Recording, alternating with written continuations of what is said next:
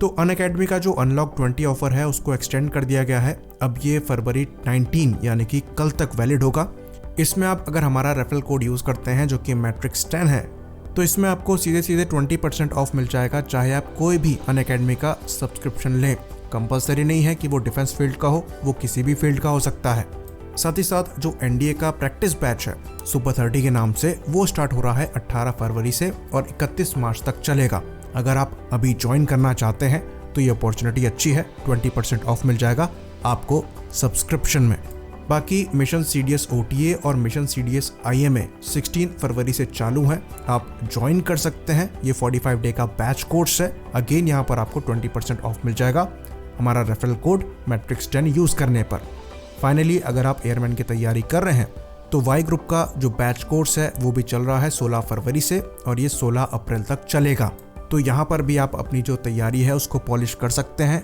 Again यहाँ पर आपको बता दें, हमारा रेफरल कोड मैट्रिक्स 10 यूज करने पर 20% ऑफ मिलेगा और ये ऑफर जो वैलिड है वो खाली कल तक है, यानी कि 19 फरवरी तक। तो अपॉर्चुनिटी का डेफिनेटली आप फायदा उठा सकते हो और अगर आप पहले से तैयारी कर रहे हो तो डेफिनेटली अच्छा मौका है उस चीज को ब्रश अप करने का, पॉलिश करने का, ताकि आप यहाँ से जो डिजायर्ड एंड रिजल्ट है उसको ला सको। तो आपकी तैयारियों को लेकर बहुत बहुत शुभकामनाएं। Hello friends, welcome to defence matrix. तो एक रिपोर्ट निकलकर सामने आ रही है जहां पर यह दावा किया जा रहा है कि इंडिया ने इंटरेस्ट दिखाया है एमडी हेलीकॉप्टर्स के MD 530 पर, जहां पर MD का मतलब है मैकडॉनल्ड डगलस। तो MD 530 जो है वो काफ़ी रोबस्ट मिलिट्री वर्जन है MD 500 सीरीज का और इनको अफगानिस्तान की मिलिट्री को भी दिया गया था। साथ ही जो बोइंग का MS-6 लिटिल बर्ड है वो भी इसी पर बेस्ड है और उस हेलीकॉप्टर को आपने स्पेशल फोर्सेस की मूवीज़ वगैरह में देखा होगा। तो अपना छोटा साइज होने की वजह से छोटी छत पर ये लैंड हो जाते हैं और वहाँ पर ये अपने कमांडोज को ड्रॉप कर सकते हैं। साथ ही साथ इनको वेपनाइज भी किया जा सकता है, जिसमें ये एक मिनी गन जो कि 7.62 मिलीमीटर की गन होगी उसे फायर कर सकते हैं। साथ ही साथ एयर टू एयर में स्टिंगर मिसाइल फायर कर सकते हैं, एंटी टैंक गाइडेड मिसाइल भी फायर कर सकते हैं, साथ ही साथ छोटे रॉकेट्स भी फायर करने में सक्षम है।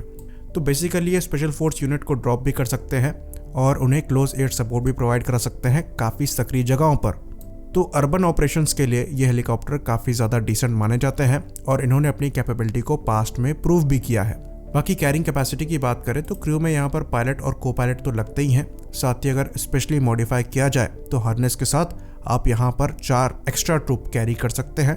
तो स्पेशल कंडीशन में ये टोटल 6 लोगों को कैरी करने में सक्षम है। कैरिंग कैपेसिटी की बात करें तो 600 to 700 किलोग्राम्स का ये पेलोड कैरी करने में सक्षम है, लेकिन इसमें फ्यूल वेट भी इंक्लूडेड है।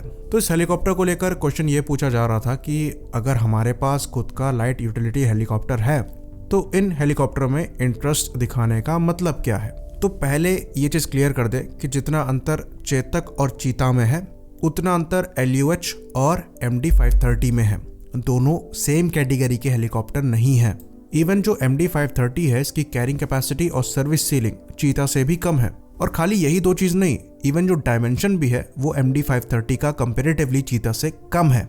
यहाँ तक कि जो वजन है उसमें भी MD 530 जो है वो चीता से 400 किलोग्राम हल्का है। तो ये प्लेटफॉर्म थोड़ी सी ज्यादा रेंज देता है और थोड़ा ज्यादा रोबस्ट है चीता से। लेकिन जो हमारी इंपॉर्टेंट रिक्वायरमेंट है कि हेलीकॉप्टर जो है वो हायर एल्टीट्यूड पर ऑपरेट करने में सक्षम होना चाहिए, वहां पर यह मात खाता है। इसकी सर्विस सीलिंग कंपैरेटिवली चीता से काफी ज्यादा कम है। ऑन पेपर चीता की जो सर्विस सीलिंग है उसको 5300 मीटर बताया जाता है और जो MD 530 की सर्विस सीलिंग है वो मात्र 1340 मीटर्स की है। तो जब हम इसे LUH से कंपेयर नहीं कर सकते तो ये हेलीकॉप्टर एक्चुअली आता कहाँ पर है और इसका क्या रोल हो सकता है इंडियन आर्म फोर्सेस के लिए। तो ये जो हेलीकॉप्टर है ये एक्चुअली स्पेशल फोर्स यूनिट द्वारा यूज किया जा सकता है और इसको जम्मू एंड कश्मीर में यूज किया जा सकता है। साथ ही साथ नॉर्थ ईस्ट रीजन में भी यूज किया जा सकता है, जहां पर ये हेलीकॉप्टर्स कमांडोज को ड्रॉप करने में भी सक्षम होंगे, साथ ही साथ उन्हें क्लोज एयर सपोर्ट प्रोवाइड कराने में भी सक्षम होंगे। और अपने छोटे साइज की वजह से ये जो अर्बन एनवायरनमेंट है उसमें आराम से ये फ्लाई भी कर सकते होंगे और जो छोटी लैंडिंग साइट्स हैं वहां पर लैंड भी कर सकते होंगे। तो यहाँ पर इसकी क्वेरी को लेकर ओवर रिएक्ट करने की हमको जरूरत नहीं है। ऐसा नहीं है कि इन हेलीकॉप्टर को लेने के बाद जो LUH है उसका पत्ता साफ हो जाएगा, क्योंकि ये हेलीकॉप्टर एक्चुअली डिफरेंट कैटेगरी का है। इसका वजन LUH से करीबन 3 गुना कम है और जो मैक्सिमम पेलोड कैरिंग कैपेसिटी है उसमें भी आपको वो डिफरेंस दिख जाएगा। साथ ही साथ सर्विस सीलिंग की बात करें तो LUH की जो सर्विस सीलिंग है वो ऑलमोस्ट इससे 5 गुना है और वो क्रू को इंक्लूड करके 8 लोगों को कैरी करने में सक्षम है एक बार में। साथ ही साथ अगर हम LUH के डायमेंशन को भी देखें तो वो MD-530 से बड़ा है। तो जो MD-530 हेलीकॉप्टर है ये एक्चुअली डिफरेंट सेगमेंट का हेलीकॉप्टर है जो कि हमारे द्वारा डेवलप नहीं किया जा रहा, और जहां तक हमें लगता है अगर इनको एक्वायर किया भी जाता है फ्यूचर में तो इनके नंबर्स जो हैं वो काफ़ी लिमिटेड होंगे। तो ये क्रिटिसिज्म के बजाय एक वेलकम मूव होना चाहिए, क्योंकि हमारी जो स्पेशल फोर्सेस की ऑपरेटिंग क्षमता है वो इन हेलीकॉप्टर्स के साथ कई गुना बढ़ जाएगी। तो अब क्वेश्चन ये उठता है कि क्या इस कैटेगरी में भी हमको हेलीकॉप्टर्स बनाने चाहिए? तो इसका जवाब जो है वो डिपेंड करेगा रिक्वायरमेंट पे। तो अगर हमारी रिक्वायरमेंट इन हेलीकॉप्टर्स की बड़े नंबर में है तो डेफिनेटली हमको यहाँ पर इन्वेस्ट करना चाहिए, लेकिन अगर नहीं है तो R&D एक एक्सपेंसिव प्रोसेस है और 25-30 हेलीकॉप्टर के लिए वहाँ पर पैसा लगाने का कोई मतलब नहीं है। बेस्ट ये है कि अगर आपको बेटर इंपोर्टेड हेलीकॉप्टर मिल रहा है तो उसे ले लिया जाए। अगेन यहाँ पर हम क्लियर कर दें कि अगर LUH लाइट हेलीकॉप्टर है तो MD-530 अल्ट्रा लाइट हेलीकॉप्टर है, जिस कैटेगरी के हेलीकॉप्टर्स हम अपनी कंट्री में मैन्युफैक्चर नहीं करते। इसी बात पर इस वीडियो को हम खत्म करेंगे। लाइक करिए, सब्सक्राइब करिए।